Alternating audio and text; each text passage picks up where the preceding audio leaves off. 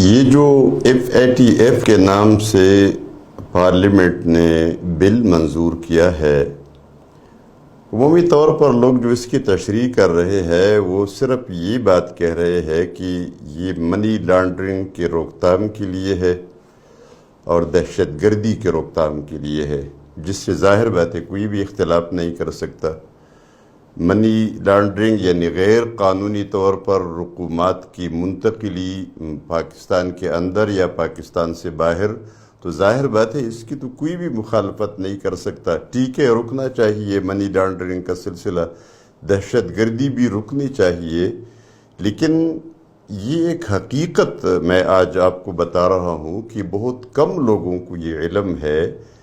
کہ money laundering اور دہشت گردی کے آڑ میں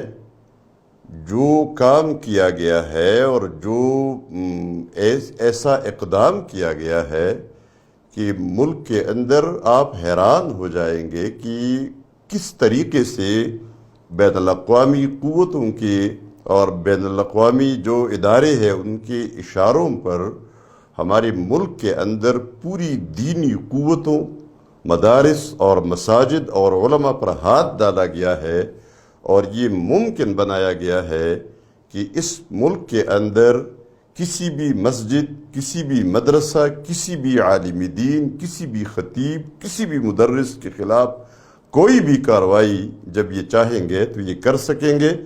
اور پھر اس میں یہ بھی ہے کہ اس ملک کے اندر کوئی بھی شہری جس کا مطالبہ بین الاقوامی ممالک میں سے کوئی بھی ملک کرے گا کہ یہ ہمیں ہمارے حوالے کر دو، تو ویسے تو پہلے بھی حوالے کرتے رہے ہیں، لیکن اب اس کو ایک قانونی شکل دی گئی ہے کہ اس فرد کو پکڑ کے ہم خود حوالے کریں گے، خواہ وہ امریکہ چاہے گا، برطانیہ چاہے گا، جو بھی چاہے گا، ہم اپنا شہری ان کے حوالے کریں گے۔ اسی ایک شق سے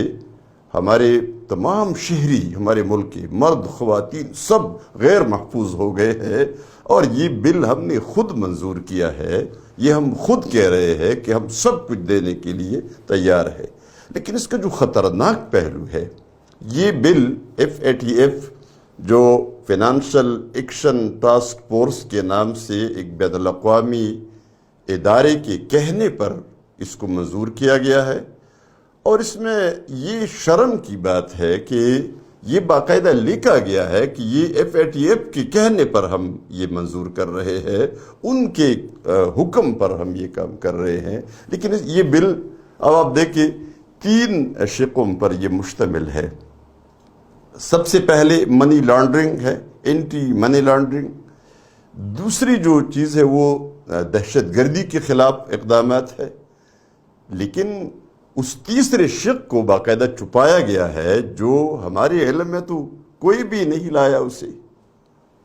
وہ کیا ہے؟ وہ اوقاف کنٹرول پالیسی ہے۔ یہ اس کو غور سے آپ سنیے، اوقاف کنٹرول پالیسی کا مطلب کیا ہے؟ اس میں دیکھیں مساجد اور مدارس کا دہشت گردی سے کوئی تعلق نہیں ہے۔ یہ ملکی تحقیقاتی اداروں کے ریکارڈ پر ہے یہ بات کہ دینی مدارس اور مساجد کا دہشت گردی سے کوئی تعلق نہیں ہے، نہ کوئی ثبوت فراہم کیا گیا ہے، لیکن چونکہ ہدف ان کا تو دینی مدارس ہے اور مساجد ہے، علماء ہے، طلباء ہے۔ اس بل لانے کا پھر مقصد کیا ہے؟ اصل مقصد اس کا یہ ہے، یہ جو اوقاف کنٹرول پالیسی ہے اس کا مقصد پھر کیا ہے؟ کس لیے یہ کام کیا؟ یہ اس لیے کیا انہوں نے کہ اس کے اندر جو شقیں شامل ہے وہ آپ غور سے سن لیں، جو سامنے نہیں آئی۔ یہ منی لانڈرنگ کے خلاف اقدامات کے آڑ میں اس کو بھی منظور کیا گیا ہے، جس کا کسی کو پتہ نہیں، لیکن یہ قانون بن گیا ہے ابھی۔ اور یہ بھی میں آپ کو بتاؤں کہ یہ ابھی تک یعنی یہ بل اور اس میں اوقاف کنٹرول پالیسی اسلام آباد کے لیے ہے جو مرکزی حکومت کے ماتحت ہے۔ ابھی اس کو صوبوں کی طرف یہ لے جائیں گے اور صوبے بھی اس طرح اپنے صوبوں میں اس کو منظور کرائیں گے، اور جب یہ منظور ہو جائے گا تو یہ پورے ملک پر حاوی ہو جائے گا۔ اس لیے اس کے خلاف ابھی سے آواز اٹھانا ہے، اس کے خلاف احتجاج کرنا ہے، اس کے خلاف ایسی مؤثر آواز اٹھانی ہے تاکہ اسلام آباد میں بھی، کیوں اسلام آباد کوئی امریکہ کی ملکیت تو نہیں ہے، اسلام آباد کوئی برطانیہ اور روس کی ملکیت تو نہیں ہے، ہماری زمین ہے، ہماری جگہ ہے، مرکزی حکومت کسی اور اس پہ تو نہیں چل رہی، یہ ہماری ہی حکومت ہے، یہ اسلام آباد ہمارا ہے۔ لیکن یہ وہاں سے آہستہ آہستہ پورے ملک پر اس کو محیط کر دیا جائے گا۔ اب دیکھیں اس میں اوقاف کنٹرول پالیسی میں کیا ہے، پہلی بات اس میں یہ ہے کہ جو وقف زمین ہے اس پر مسجد یا مدرسہ تب ہی بن پائے گا جب وہ وقف اوقاف میں رجسٹرڈ ہوگا۔ یہ مدارس اور مساجد والے سب جانتے ہیں کہ اس کا مقصد کیا ہے کہ سب سے پہلے اس کو اوقاف میں رجسٹر کرنا ہوگا۔ جب تک وہ اوقاف میں رجسٹرڈ نہیں ہے اس وقت تک اس پہ کوئی بھی مدرسہ یا کوئی بھی مسجد نہیں بن سکے گی اور وہ غیر قانونی تصور ہوگی۔ دوسری بات اس میں یہ ہے کہ جو شخص مدرسہ کو فنڈ دے گا یا کسی مسجد کو فنڈ دے گا وہ سب سے پہلے یا فنڈ دینے کے بعد اپنا منی ٹریل دے گا۔ اس کا مقصد یہ ہے، منی ٹریل کا مقصد کیا ہے کہ اس سے پوچھا جائے گا، وہ جواب دے گا کہ یہ پیسہ وہ کہاں سے لے کر آیا ہے، یعنی کہاں سے کما کر لایا ہے، کیا اس نے اس پیسے کا ٹیکس ادا کر دیا ہے، کیا وہ FBR میں رجسٹرڈ ہے، یہ اس کے اندر باقاعدہ شامل ہے۔ اور وقف زمین کا مکمل ریکارڈ دینا ہوگا۔ جو شخص زمین وقف کر رہا ہے، جس کو وقف کیا جا رہا ہے، وہ اس زمین کا مکمل ریکارڈ دینے کا پابند ہوگا۔ اور اگر کسی موقع پر مسجد والے یا مدرسہ والے، جو لوگ مسجد بنا رہے ہیں یا مدرسہ بنا رہے ہیں، وہ اپنے فنڈز دینے والوں کے بارے میں یہ تفصیلی معلومات نہ دے سکے تو یہ عمارت خود بخود حکومت کے قبضے میں چلی جائے گی اور ان لوگوں کو اس پر کوئی اختیار نہیں ہوگا، حکومت اس کو قبضے میں لے گی۔ اور اس میں یہ بھی ہے کہ تعمیر ہونے کے بعد بھی جو ابھی تک مدارس مساجد تعمیر ہو چکے ہیں ان پر بھی یہ قانون لاگو ہوگا کہ ان سب اداروں کو، مساجد کو اوقاف میں رجسٹر کرانا ہوگا، اور جب تک اوقاف میں رجسٹرڈ نہیں ہوگا تو اس وقت تک اس پہ کوئی مسجد مدرسہ نہیں بن سکے گا، اور جو بنے وہ غیر قانونی تصور ہوں گے۔ اسی طرح جو مساجد اور مدارس کی کمیٹیاں ہیں، جو ذمہ داران ہے، جو انجمنیں بنی ہے، ان کے جو ذمہ داران ہیں، ان میں سے ہر ایک ذمہ دار کے ہر معاملے میں ویریفیکیشن لازمی ہوگی۔ وہ کیا کرتا ہے، کیا کہاں سے کماتا ہے، کتنا کماتا ہے، کیا وہ ٹیکس ادا کرتا ہے۔ اس لیے یہ ساری تفصیلات ان کو دینی ہوں گی۔ جو شخص مسجد کو یا مدرسہ کو فنڈ دے گا وہ اگر ان تفصیلات میں سے کوئی بھی چیز نہ دے سکے، یہ جو تفصیلات دی ان میں سے کوئی بھی ایک چیز اس نے نہیں دی یا وہ نہ دے سکا، تو بغیر کسی وارننگ کے، بغیر کسی پیشگی اطلاع کی، بغیر کسی وارنٹی گرفتاری کی اس کو اٹھایا جائے گا، یعنی گرفتار نہیں کہ اس کو اٹھایا جائے گا، اور وہ 6 مہینے تک ان کی کسٹڈی میں رہے گا اور وہ بالکل غائب تصور ہوگا۔ اس بارے میں نہ عدالت مداخلت کر سکتی ہے اور نہ اس میں ضمانت ہو سکتی ہے۔ اور پھر اس میں یہ بھی ہے کہ جو شخص، جو خطیب، جو مقرر ایسی کوئی بات کہے گا جو حکومت مخالف بات ہوگی تو اس کو 6 مہینے کے لیے اسی طرح اٹھایا جائے گا، یعنی اس پر یہ لاگو ہوگا۔ اب دیکھیں یہ بل منظور ہو گیا ہے، اب اگر یہ بل اسی طرح امپلیمنٹ ہوتا ہے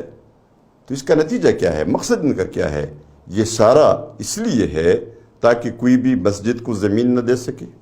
کوئی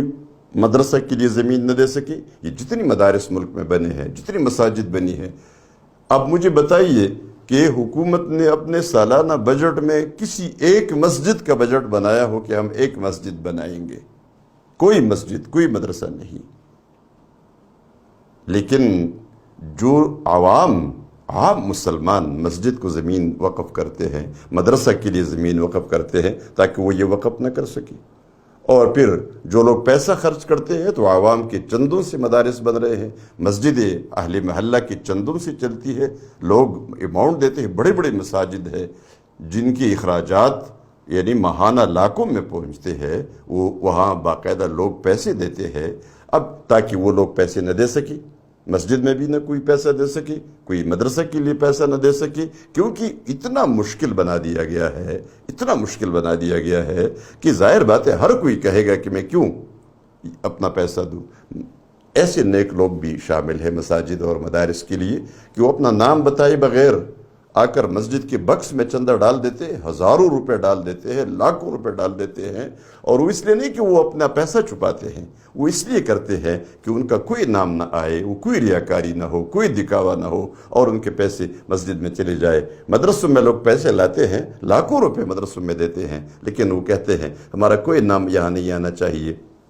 کسی کو پتہ نہ ہو کہ میں نے پیسہ دیا ہے۔ وہ لوگ جو باقاعدہ ٹیکس ادا کرتے ہیں، وہ لوگ جو باقاعدہ اپنا پورا منی ٹریل دے سکتے ہیں، وہ بھی مدرسوں کو اس طرح پیسہ دیتے ہیں کہ ان کا نام نہ آئے۔ تو اگر ان کی پیچھے لگا جائے اس طرح، اور یہ جو بل منظور ہو گیا ہے، یہ اگر اس پر عمل کرنا شروع ہو جائے تو یہ بہت بڑا مسئلہ مدارس کے لیے اور مساجد کے لیے بنے گا۔ اس لیے تمام مدارس اور مساجد نے اس پر آواز اٹھانی ہے، اور اسلام آباد میں بھی یہ نہیں ہونا چاہیے۔ اسلام آباد میں جو مدارس ہے، جو مساجد ہے، ان پہ یہ کیا کوئی غیر مسلم علاقہ ہے؟ یہ کوئی روس کا علاقہ ہے، کوئی امریکہ کا علاقہ ہے؟ یہ اس ملک کا حصہ ہے، لیکن اس کو آہستہ آہستہ انہوں نے پورے ملک میں اس کو قانون کو پھیلانا ہے۔ اس لیے ہم نے کبھی بھی اس کو ماننا نہیں ہے، اور یہ حکمرانوں کو بھی یہ معلوم ہونا چاہیے کہ یہ ملک مسلمانوں کا ملک ہے، یہ محمد صلی اللہ علیہ وسلم کی امتیوں کا ملک ہے، یہ مارکس اور لینن اور ستالن کی امتیوں کا ملک نہیں ہے، یہ امریکہ کی زمین نہیں ہے۔ اس کے لیے لاکھوں مسلمانوں نے